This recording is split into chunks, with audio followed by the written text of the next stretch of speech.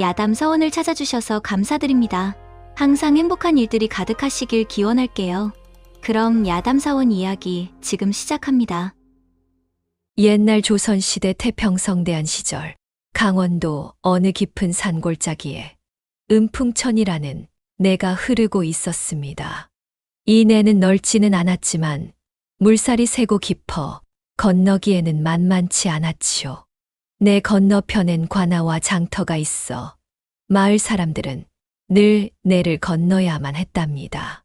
마을 사람들은 외나무 다리를 놓아 내를 건너곤 했는데 서너 해 전 큰 장마가 들어 그만 외나무 다리가 홍수에 휩쓸려 떠내려가 버렸습니다. 다리가 떠내려간 뒤에도 마을 사람들은 장터를 가고 관아의 보리를 보아야 했으니 참으로 난감한 상황이었지요. 이 다리가 없어져 가장 곤란해야 할 사람은 바로 은풍천가에 사는 억쇠였습니다. 은풍천 바로 옆에 살던 억쇠는 노모를 모시고 산비탈 화전반 농사를 짓는 20살 총각이었답니다.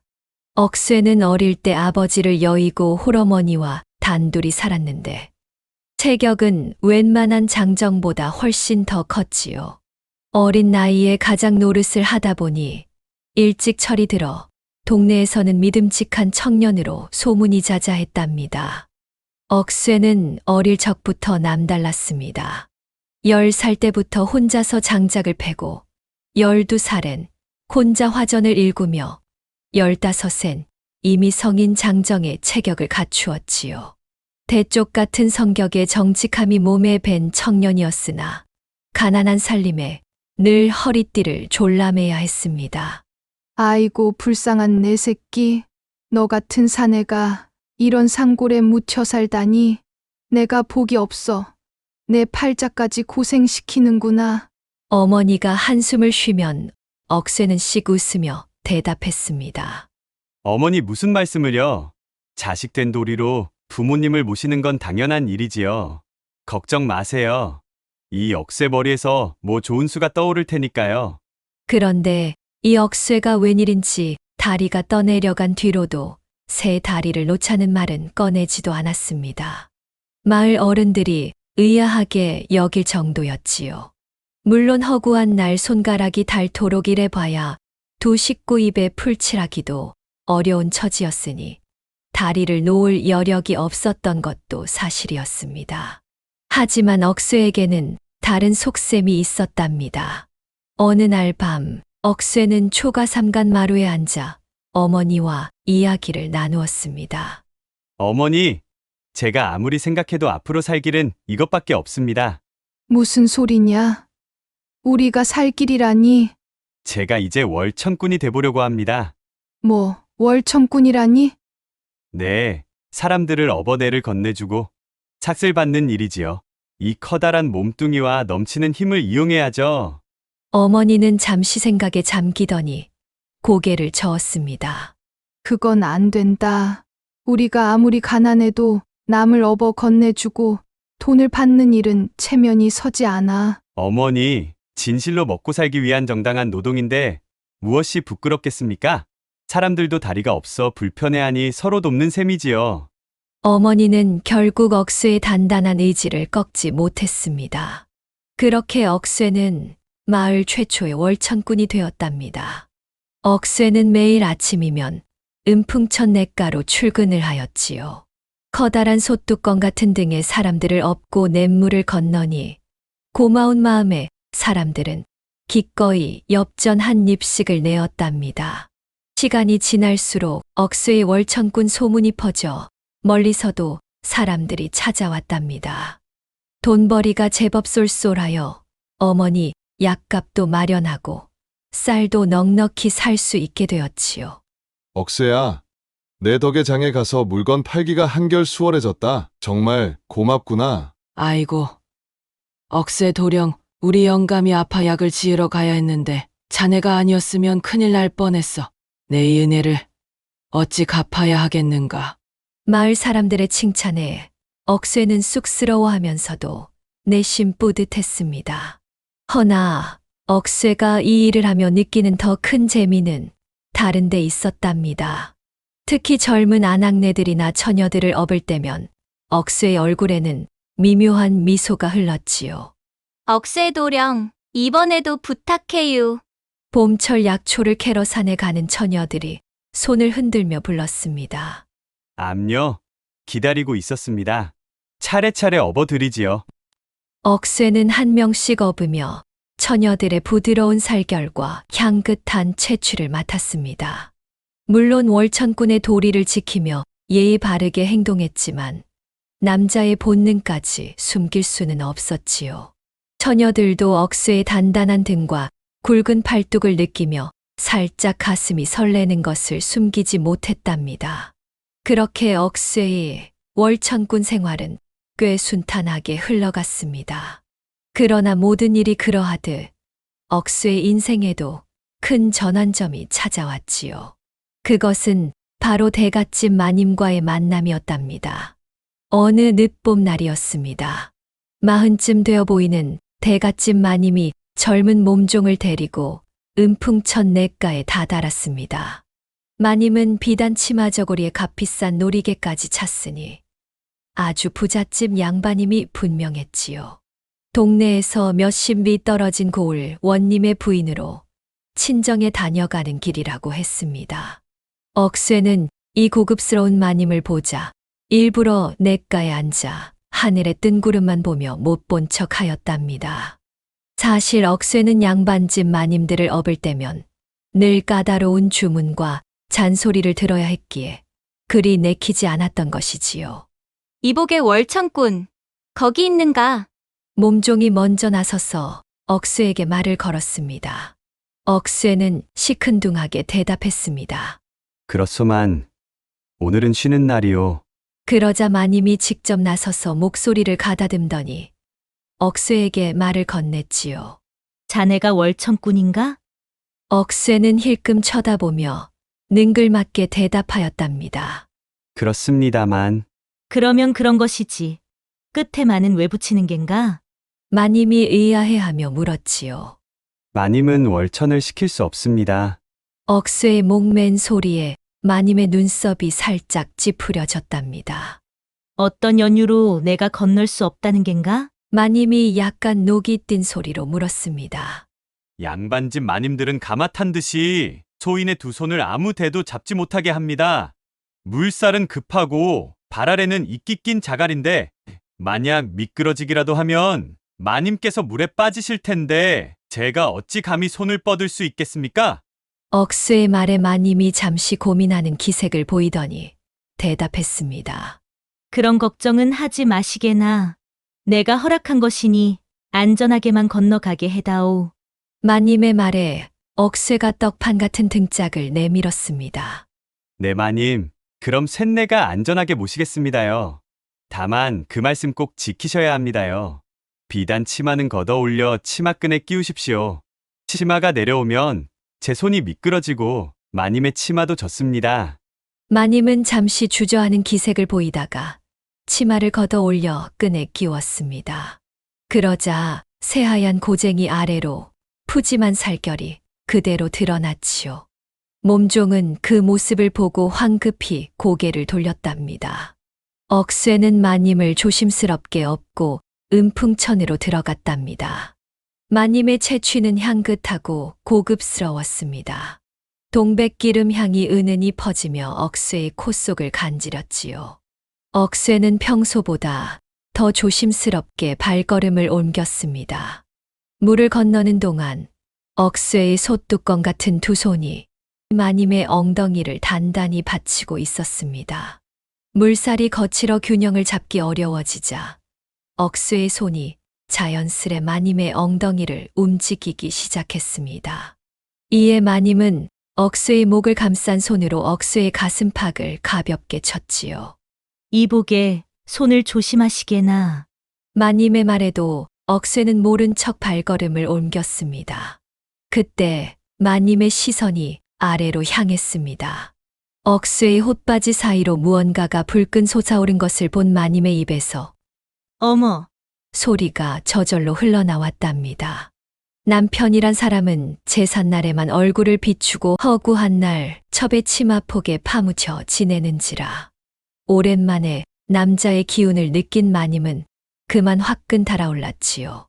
사실 마님은 고을 원님과 혼이 난 지 10년이 넘었지만 원님은 늘 공무에 시달리고 젊은 첩들과 시간을 보내느라 마님을 돌볼 겨를이 없었답니다. 엉큼한 억쇠는 일부러 깊은 물속으로 들어가 마님의 엉덩이가 살짝 물에 젖도록 했답니다.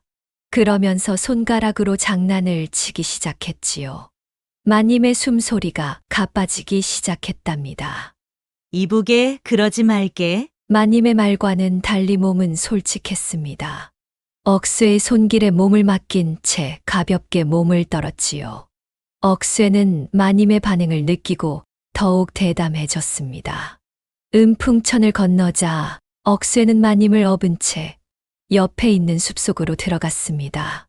늦봄의 숲은 푸른 잎으로 가득했고 새들의 지저귀만이 들려왔습니다.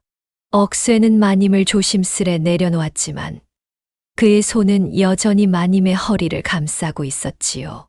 이보게 젊은이, 감히 양반집 마님을 이렇게. 마님의 말이 채 끝나기도 전에 억쇠의 입술이 마님의 입을 막아버렸습니다. 처음에는 놀라 저항하던 마님도 점차 억쇠의 뜨거운 열정에 무너져 내렸지요. 이보게 월천꾼 도령. 이건 안 되는 일이야. 마님의 말과는 달리 이미 그녀의 손은 억쇠의 등을 감싸 안고 있었습니다. 그렇게 두 사람 사이에 봄바람처럼 달콤한 운우지정이 펼쳐졌지요. 억쇠는 비록 나이는 어렸지만 건장한 체격과 타고난 본능으로 마님을 만족시켰답니다. 아이고, 이를 어쩐다. 평생 느껴보지 못한 기쁨이구나. 마님은 달아오른 얼굴로 중얼거렸습니다. 억쇠는 씩 웃으며 마님의 볼을 쓰다듬었지요. 한참 후 옷매무새를 바로잡은 마님은 주변을 살피더니 조용히 말했습니다. 내 이름은 윤씨라고 하네. 원님 댁 마님이지. 자네 같은 장정을 만난 건 정말 오랜만이구려. 윤씨 마님은 잠시 생각에 잠기더니 결심한 듯 말을 이었습니다. 나는 이 길로 고갯마루에서 기다릴 테니 행랑아범의 마누라인 나의 몸종에게도 자네의 솜씨를 보이도록 하게. 그 아이도 남편과 떨어진 지 오래라. 외로울 터이니. 마님에게 엽전을 듬뿍 받은 억쇠는 다시 음풍천을 건너 이번에는 몸종을 업었습니다. 몸종은 20살 남짓한 젊은 여인으로 복스러운 얼굴에 통통한 몸매가 매력적이었지요. 이복의 월천꾼 도령, 마님이 무슨 말씀을 하셨는가? 몸종이 조심스레 물었습니다. 억쇠는 장난스럽게 웃으며 대답했습니다. 아무 말씀도 없으셨소. 다만 월천꾼으로서 안전하게 잘 건너달라고만 하셨소. 내를 건너며 분위기를 달궈놓고 숲속에 이르자 억쇠는 몸종을 살포시 내려놓았지요. 그러나 몸종은 마님과 달리 경계심이 많았습니다.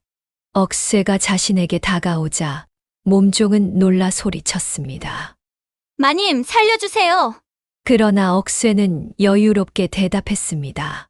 자네를 기쁘게 해주라는 마님의 분부가 있었네. 네, 마님께서요? 그렇다네. 마님께서 자네가 외로울 거라 염려하셨다오.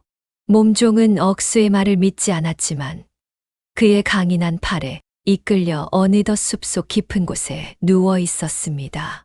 처음에는 반항하던 몸종도 점차 억수의 능숙한 손길에 넋을 잃고 말았지요. 아이고, 이게 무슨 일이람. 몸종은 자신도 모르게 억수의 품에 안겨 달콤한 시간을 보냈답니다. 그녀도 사실은 남편과 오랫동안 떨어져 지내 외로움에 지쳐 있었지요. 또 한 차례의 운우가 지나가고 온매무새를 고친 몸종은 고갯마루로 올라가 마님과 만났답니다.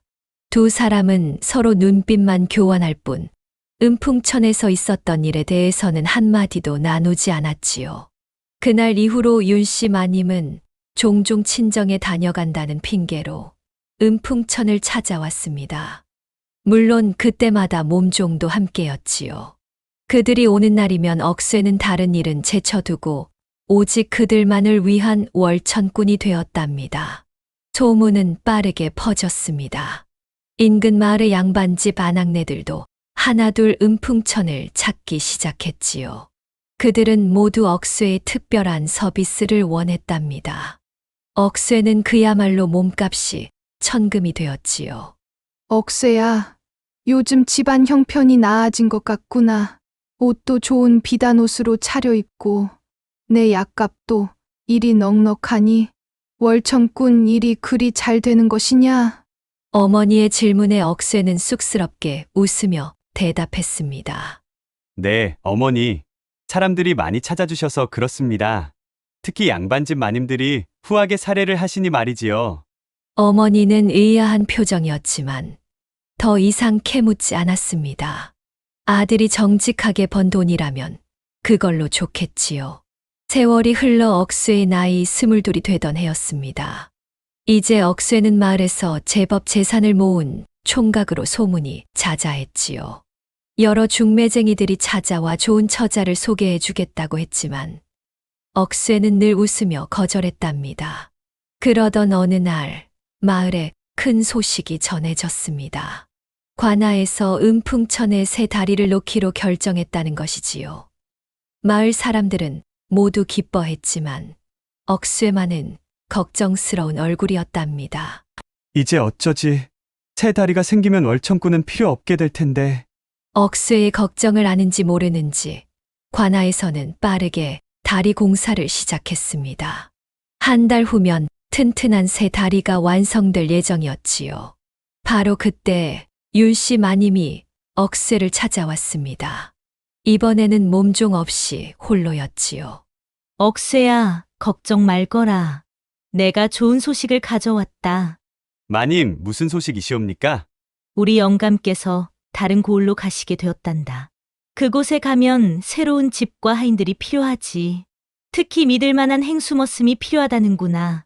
억새는 즉시 마님의 의도를 알아차렸습니다. 그런데 마님, 제가 무슨 상관인지요? 너를 데려가고 싶다는 말이야. 물론 내 어머니도 함께. 우리 집 행수머슴으로 지내면 좋은 방에서 편히 지낼 수 있을 게다. 내 어머니도 우리 집 백비서로 모시고. 억새의 눈이 커졌습니다. 이것은 생각지도 못한 제안이었지요. 하지만 마님, 제가 행수머슴이라니요.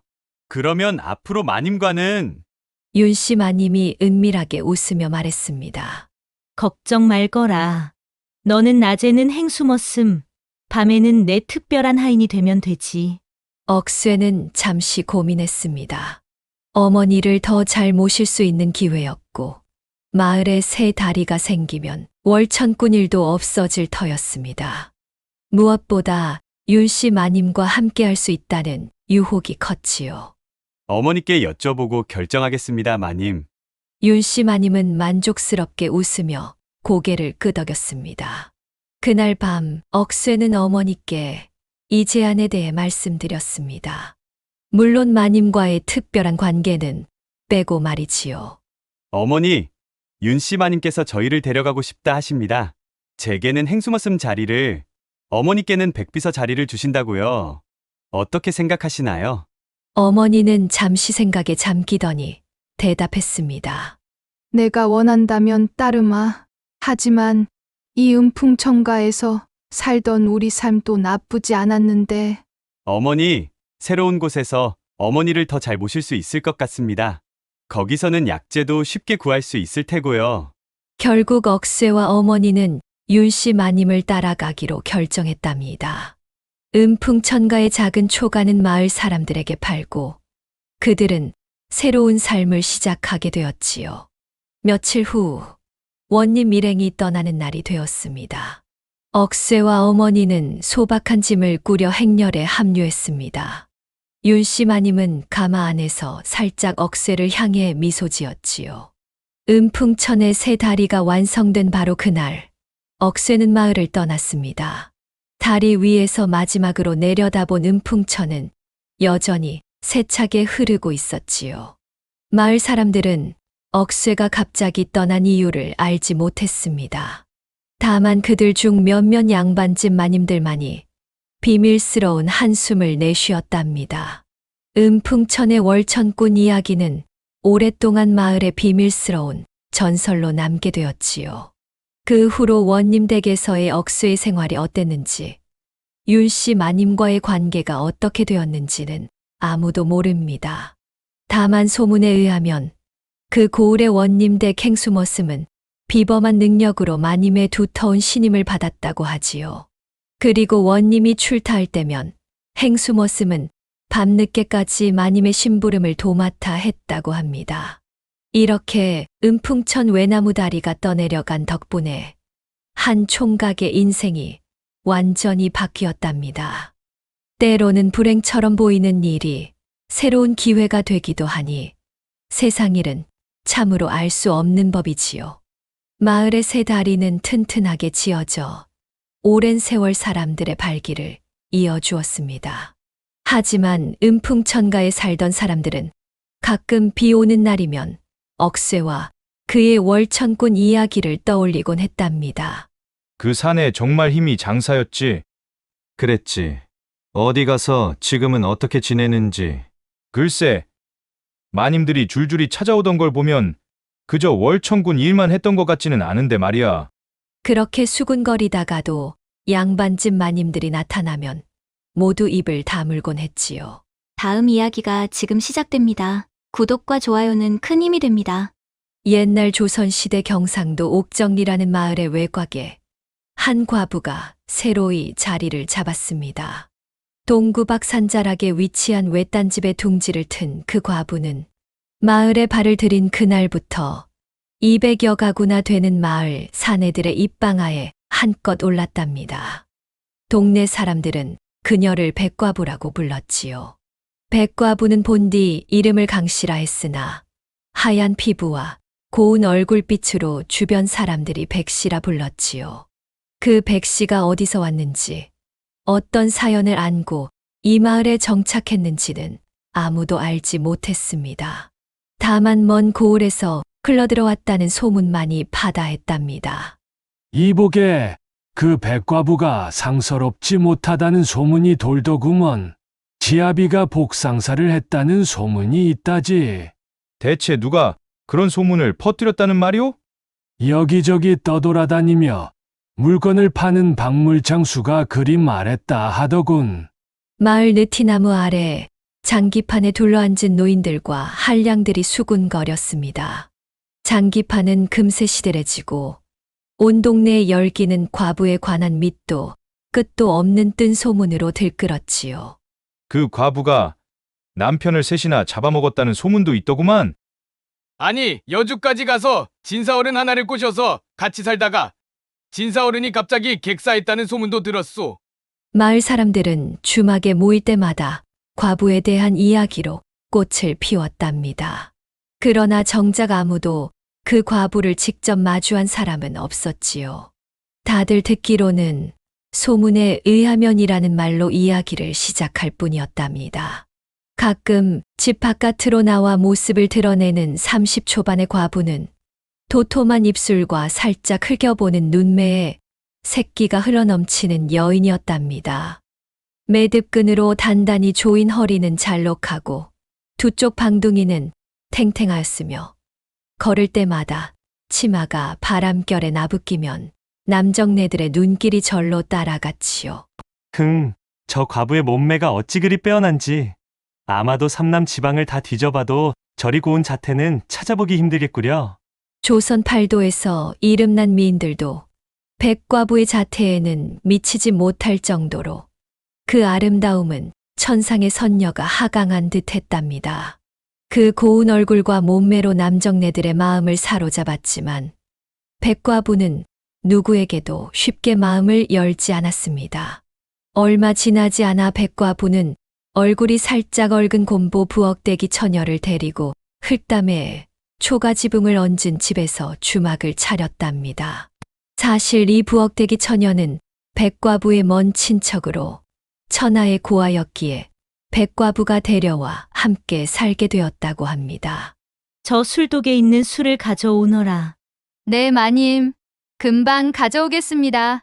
이렇게 부엌대기 처녀를 부리며 술과 안주를 파는 주막을 운영하기 시작했지요. 주막에는 곧 손님들이 북적이기 시작했습니다. 낮에는 나이 지긋한 노인들이 막걸리 한 사발로 하루의 피로를 풀고, 밤이면 젊은 한량들이 모여 흥청망청 놀았답니다. 동네 사내들이 삼삼오오 모여들어 호시탐탐 과부의 붉은 치마를 벗길 기회를 노렸지요. 그들 사이에서는 백과부의 정체를 놓고 온갖 추측이 난무했습니다. 저 과부가 원래는 기생이었다고 하더군. 서울 남대문 근처에서 이름을 날리다가 어떤 양반과 도망쳤다가 그 양반이 죽자 여기로 숨어들었다는 것이지. 무슨 소리? 내가 들은 바로는 평양 감사의 첩이었다고 하던데. 주막의 인기가 높아질수록 백과부에 대한 소문은 더욱 무성해졌답니다. 그러나 백과부는 누구에게도 자신의 과거에 대해 말하지 않았고, 술값만 제대로 내면 누구에게나 공평하게 대했습니다. 한편 이 마을에는 홍진사라는 이가 살고 있었습니다. 그는 조상대대로 내려온 땅이 넓어 마을에서 손꼽히는 부자였지요. 35의 나이에 아직 장가도 들지 않은 홍진사는 날마다 백과부의 주막을 드나들며 그녀를 탐했답니다. 홍진사는 키가 훤칠하고 눈매가 날카로운 미남이었습니다. 어릴 적부터 총명하여 글 읽기를 좋아하고 과거 시험을 준비했으나 끝내 급제하지 못하고 향리에서 한량으로 지내고 있었지요. 문필이 뛰어나 마을의 크고 작은 일에 글을 지어주는 재주가 있었고, 그 덕에 진사라는 호칭으로 불렸답니다. 저 홍진사는 원래 성격이 음흉하고 질투심이 많다오. 한 번은 이웃 마을 정동네 딸을 마음에 두었는데 그 처자가 다른 사람과 혼인하자 밤중에 그 집 담장을 넘어 불을 지르려다 들켰다는 소문도 있지. 마을 사람들은 홍진사에 대해 그리 좋게 말하지 않았지만 그의 재력 때문에 누구도 함부로 대놓고 비난하지 못했답니다. 어느 날 홍진사는 친구들과 함께 백과부의 주막에 들렀습니다. 닭볶음탕 안주에 탁배기 술 서너 대를 마시던 홍진사는 술자리가 무르익자 갑자기 큰 소리로 말했지요. 오늘 내 기분이 좋구나. 자, 이 술값으로 쌀 한 가마니 값을 내겠소. 말과 함께 홍진사는 주머니에서 동전 꾸러미를 꺼내 백과부의 손에 쥐어주었답니다. 주변에 있던 손님들은 모두 놀란 눈으로 바라보았지요. 어이구, 진사님. 이리 많은 돈을 어찌 받는답니까? 허허, 내가 기분이 좋아 그러는 것이니 별말 말고 받아두시게. 대신 오늘 밤 술이나 한 잔 더 하면 어떻겠는가. 백과부는 잠시 망설이는 듯 하더니 이내 미소를 지으며 고개를 끄덕였답니다. 그날 밤 주막의 손님들이 모두 돌아간 후 홍진사는 백과부의 방에 들어가 온 밤을 함께 보냈답니다. 허나 이상한 일이 벌어졌지요. 새벽녘에야 집으로 돌아가던 홍진사가 마을 어귀의 다리를 건너다 갑자기 다리에서 떨어져 다리에 부목을 대고 신음하며 누워야 했던 것입니다. 아이고, 아이고. 이 다리를 어쩌면 좋을꼬. 그 과분의 집을 안 갔더라면 이런 변을 당하지 않았을 텐데. 홍진사의 신음 소리에 마을 사람들이 모여들었고 이 소식은 금세 마을 전체에 퍼졌답니다. 백과부와 하룻밤을 보내고 다리를 다쳤다는 소문이 나자 사람들은 수군거리기 시작했지요. 과부의 집에 무슨 저주가 있는 게 아닐까? 그 여자의 남편들도 모두 그렇게 죽었다는 소문이 있었지. 그럼에도 불구하고 마을의 또 다른 부자인 곽초 씨는 백과부의 매력을 이기지 못하고 그녀의 방문을 두드렸답니다. 곽초 씨는 마을에서 소작농들에게 돈을 빌려주는 부호로 50이 넘은 나이에도 젊은 첩을 3명이나 두고 있던 호색한이었지요.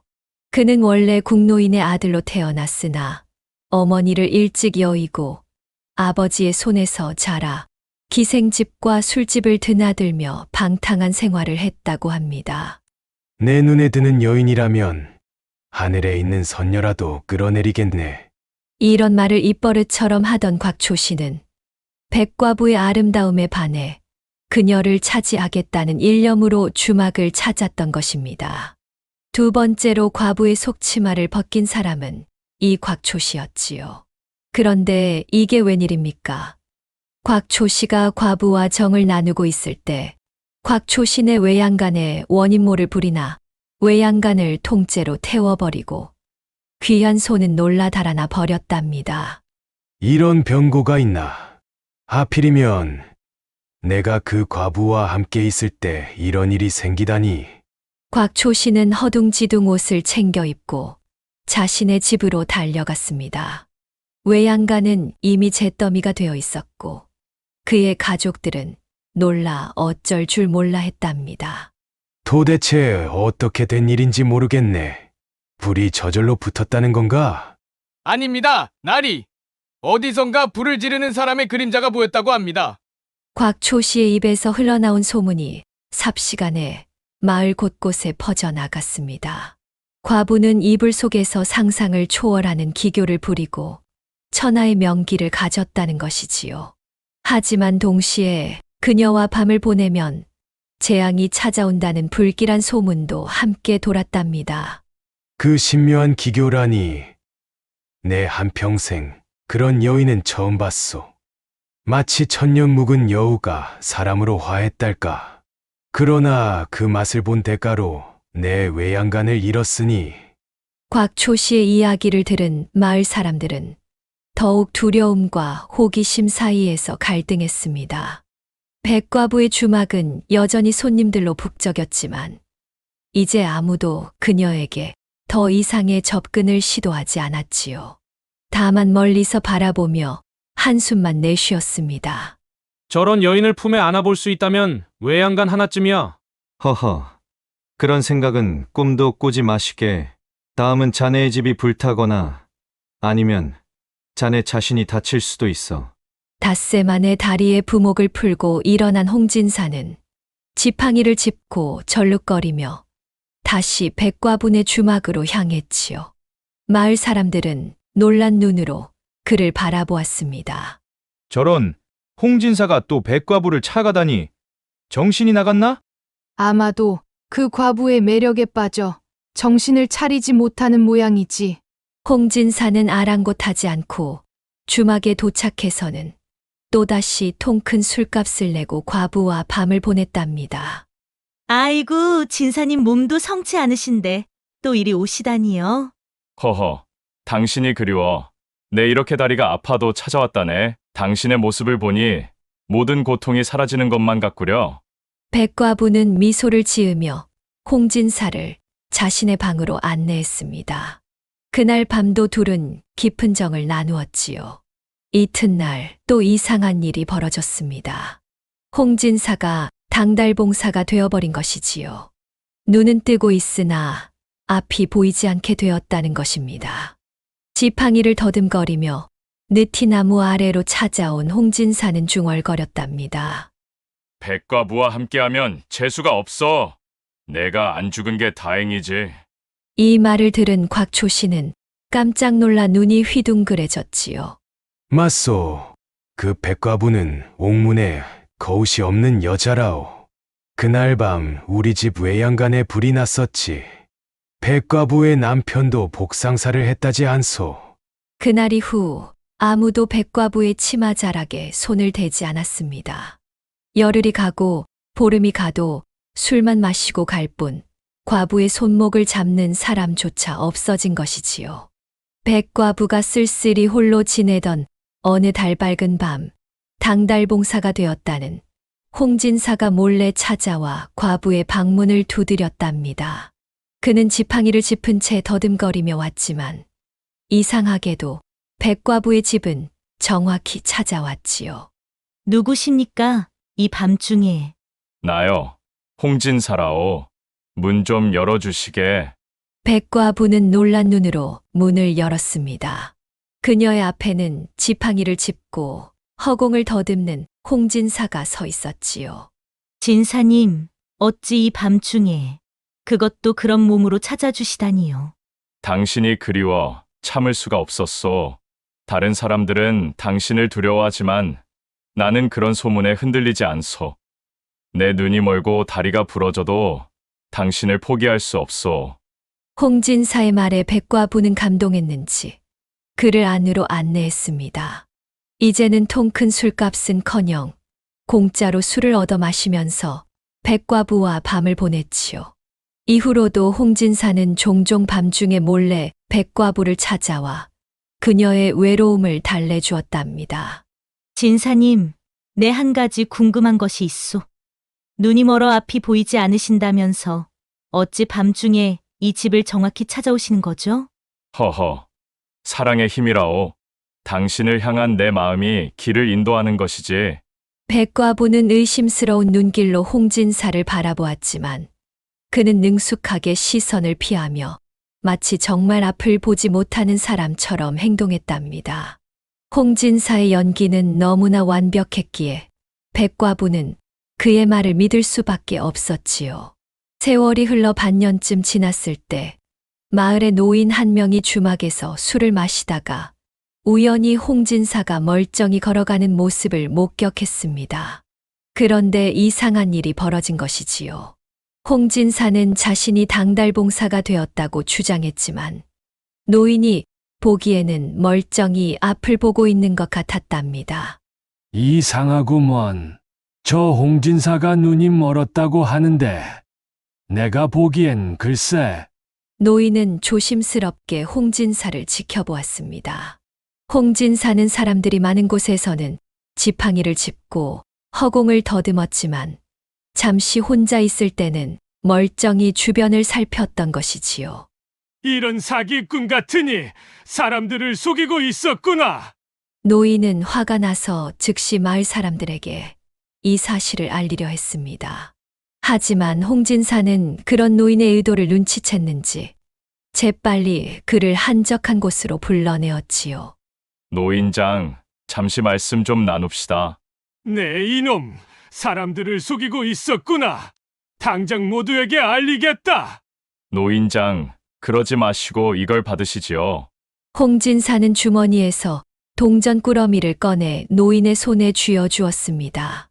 노인은 잠시 갈등하는 듯했으나 결국 그 무게에 마음이 기울어졌지요. 그래. 내가 늙어 눈이 어두워 착각했나 보구먼. 나는 이제 아무것도 모른다네. 이렇게 홍진사의 계략은 완벽하게 이어졌습니다. 그는 마을 사람들 앞에서는 여전히 당달봉사 행세를 하며 지팡이를 짚고 다녔지만 밤중에는 백과부를 찾아가 그녀의 마음을 사로잡았답니다. 마을 사람들은 여전히 백과부를 두려워하며 그녀의 주막에 가도 해질 무렵이면 서둘러 집으로 돌아갔지요. 그러나 백과부의 주막은 여전히 잘 되었고 그녀는 홍진사와의 관계로 더 이상 외롭지 않게 되었습니다. 당신은 참 용기 있는 사람이에요. 다른 사람들은 모두 나를 무서워하는데 사랑은 그 어떤 두려움보다 강한 법이지요. 당신을 처음 본 순간부터 내 마음은 당신의 것이었소.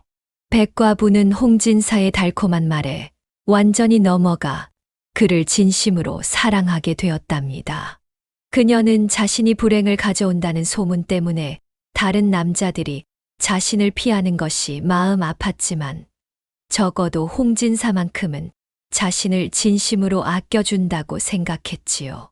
한편 홍진사는 자신의 계략이 성공적으로 이루어지자 더욱 대담해졌습니다.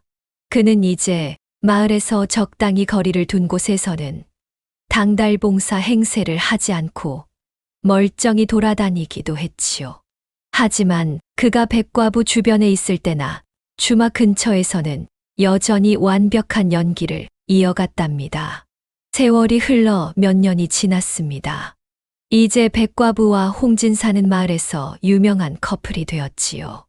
백과부가 주막을 운영하는 동안 홍진사는 그녀의 집에 머물며 비밀스러운 동거 생활을 했답니다. 마을 사람들은 여전히 백과부를 두려워했고 그녀가 홍진사를 불행하게 만들 것이라고 수군거렸지만 두 사람은 아랑곳하지 않았지요. 진사님, 사람들이 저를 두려워하는 것이 안타깝습니다. 제가 정말 불행을 가져온다고 생각하시나요? 허허, 그런 말은 모두 헛소문이오. 나는 당신과 함께한 이후로 더없이 행복하오. 비록 눈은 멀었지만 마음의 눈으로 당신의 아름다움을 볼 수 있으니 그것만으로도 충분하오. 백과부는 홍진사의 말에 위로를 얻었고 그의 진심 어린 사랑을 의심하지 않았습니다. 그녀는 자신이 주변 사람들에게 불행을 가져온다는 소문이 모두 우연의 일치일 뿐이라 스스로를 위로했지요. 어느 날 백과부는 주막을 정리하고 홍진사와 함께 다른 마을로 떠나고 싶다는 생각을 했습니다. 그녀는 이 마을에서의 안 좋은 소문을 뒤로하고 새로운 시작을 하고 싶었던 것이지요. 진사님, 우리 다른 곳으로 가서 새 삶을 시작하면 어떨까요? 이곳에서는 모두가 저를 두려워하니. 홍진사는 순간 당황했지만 곧 평정을 되찾았습니다. 아직은 때가 아니오. 내 상태가 이러하니 멀리 가기 어렵소. 그리고 당신의 주막이 잘 되고 있지 않소? 조금만 더 참으시오. 홍진사는 이 마을을 떠날 생각이 없었습니다. 이곳에서 그는 백과부를 독차지하는 동시에 다른 사람들의 존경도 받을 수 있었으니까요. 그가 당달봉사 행세를 하며 불편을 감수하는 용감한 남자로 알려졌기 때문이지요. 그래요. 진사님 말씀이 맞아요. 조금 더 기다려 볼게요. 백과부는 실망했지만 홍진사의 말에 순순히 따랐습니다. 그녀는 그를 너무 사랑한 나머지 자신의 소망보다 그의 의견을 더 중요시했답니다. 세월이 더 흘러 홍진사와 백과부는 점점 나이가 들었지요. 홍진사는 이제 그렇게 철저하게 연기하지 않아도 되었습니다. 사람들은 그가 당달봉사라는 사실을 당연하게 받아들였고 이 마을에서는 누구도 그의 비밀을 의심하지 않았으니까요. 허허, 홍진사와 백과부가 함께 살기 시작한 지도 벌써 10년이 넘었구먼. 정말 용감한 사람이야. 그러게 말일세. 그 과부의 저주를 견디다니. 홍진사는 정말 대단한 사람이지. 마을 사람들은 여전히 백과부를 두려워했지만 홍진사를 존경했답니다. 그의 희생이 대단하다고 여겼지요. 그러나 정작 당사자인 홍진사는 백과부의 미모와 재산을 독차지하며 안락한 삶을 살고 있었답니다. 오늘도 사람들이 날 불쌍히 여기고 있구만. 허허, 내가 누구보다 행복한 삶을 살고 있다는 걸 그 누가 알겠는가? 홍진사는 혼자 있을 때면 이렇게 중얼거리며 자신의 교활함에 뿌듯해했습니다. 그는 평생 백과부를 속이며 그녀의 재산과 사랑을 누리는 것에 조금의 죄책감도 느끼지 않았지요. 백과부는 끝내 홍진사의 진실을 알지 못한 채 그를 진심으로 사랑하며 살았습니다. 그녀는 자신이 불행을 가져온다는 소문 속에서도 홍진사만큼은 진심으로 자신을 아껴준다고 믿으며 위안을 얻었지요. 진사님, 당신만이 내 진정한 편이에요. 모두가 나를 두려워해도 당신만은 내 곁에 있어 주었어요. 당연하지요. 내가 당신을 얼마나 사랑하는데. 홍진사는 이렇게 말하면서도 속으로는 교활한 웃음을 지었습니다. 그는 자신만의 편안한 삶을 위해 한 여인의 인생을 속임수로 가득 채웠지만 그 누구도 그의 진실을 알지 못했답니다. 이렇게 한 여인의 순수한 마음을 평생 속이고 마을 사람들마저 기만한 홍진사의 이야기를 통해 우리는 무엇을 배울 수 있을까요? 비록 이 이야기에서는 홍진사가 자신의 교활함으로 원하는 것을 얻었지만 실제 세상에서는 진실은 항상 밝혀지는 법이랍니다. 그러니 우리 모두 정직하고 바른 마음으로 살아가는 것이 옳지 않을까요?